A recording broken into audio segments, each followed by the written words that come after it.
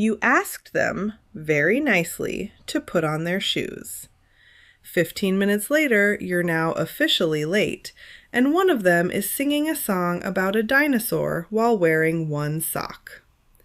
And then it happens. You hear a voice, and it's yours, and it's screaming. The rage feels hot and huge, and it's followed almost instantly by that cold, sinking wave of shame. If this sounds even a little familiar, you need to hear this. That anger isn't a character flaw. It's not proof that you're a bad mom. It's a signal.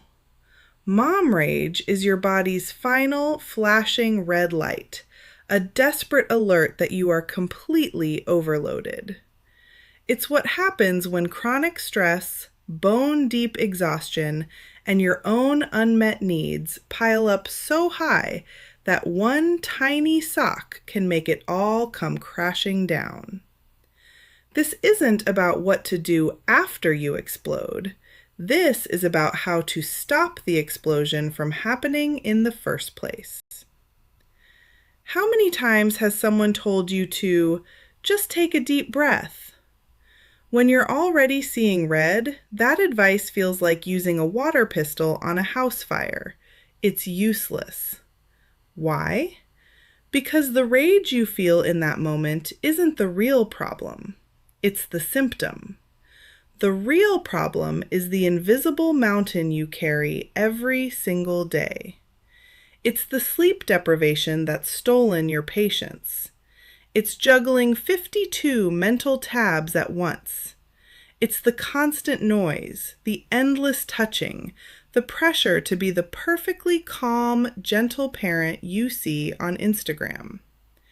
Your anger is a completely logical human response to being chronically overstimulated and under-supported. Telling you to just breathe totally ignores the burnout that's got you gasping for air. The most powerful way to deal with mom rage is to get ahead of it. And no, this isn't about expensive spa days. Unless you can swing it, then go for it. This is about building practical, non-negotiable habits that lower your baseline stress level so you're not living one request away from boiling over. Think of yourself as a pressure cooker. You have to let the steam out regularly, bit by bit, instead of waiting for the whole thing to blow. Here's the line I want you to remember. Self-care for a mom isn't an indulgence. It's a survival strategy. So let's build your toolkit.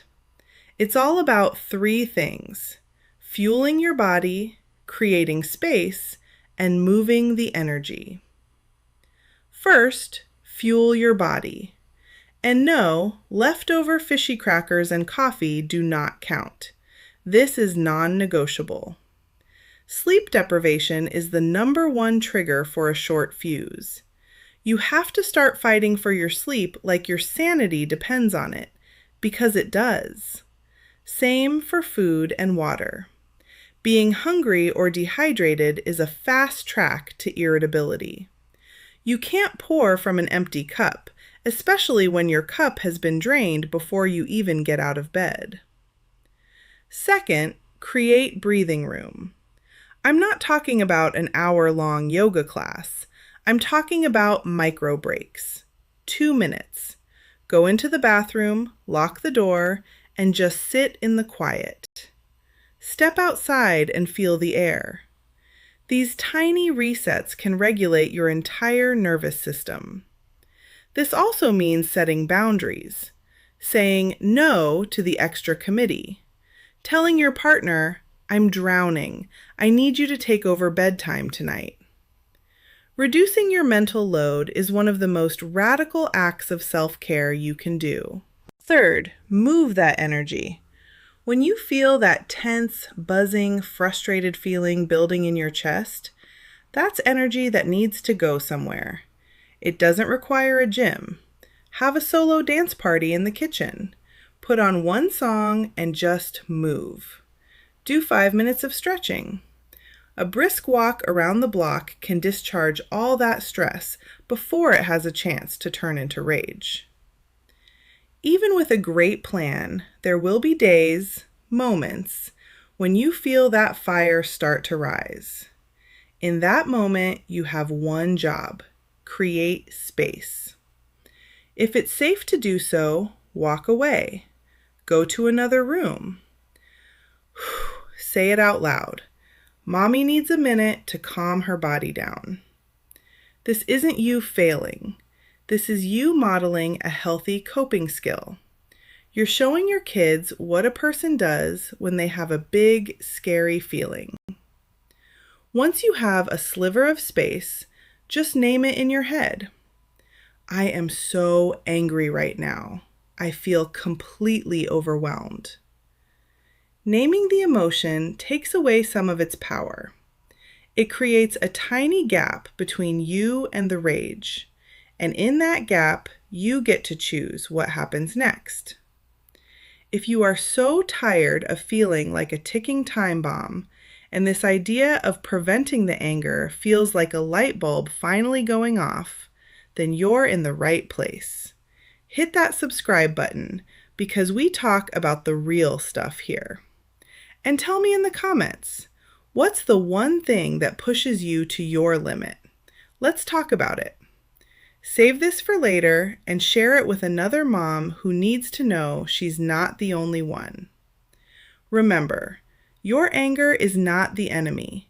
It's a messenger, and it's telling you that your needs are not being met. When you do lose your temper, because you're human and you will, the most important thing is the repair.